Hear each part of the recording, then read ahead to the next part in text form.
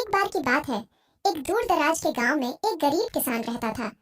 वह मेहनती और ईमानदार था, लेकिन उसकी किस्मत अच्छी नहीं थी। हर साल सूखा या बाढ़ उसकी फसलों को बर्बाद कर देती थी। एक दिन खेत में काम करते हुए किसान को एक ठंडा कंपकपाता सांप दिखाई दिया। किसान को दया आ गई और उसने सांप को अपने घर ले जाकर उसे दूध पिलाया। अगले दिन जब किसान खेत में गया तो उसे एक चमकदार सोने का सिक्का मिला। उसे आश्चर्य हुआ कि यह कहां से आया। यही सिलसिला कई दिनों तक चलता रहा। हर सुबह किसान को सांप को दूध पिलाने के बाद उसे एक सोने का सिक्का मिलता था। किसान बहुत खुश था। अब उसके पास पैसे थे और वह अपनी और अपने परिवार की जरूरतें पूरी कर सकता था।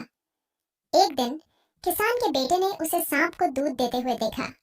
बेटे को लालच आ गया। उसने सोचा, अगर रोजाना एक सिक्का मिलता है तो बिल में कितने ही सिक्के होंगे।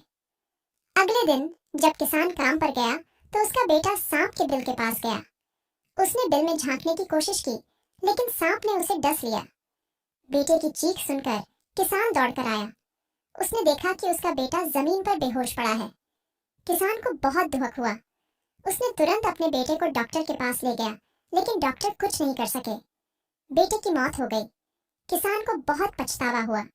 उसने समझ लिया कि लालच ने उसकी जान ले ली है। इस कहानी से हमें यह सीख मिलती है कि लालच बुरी चीज है।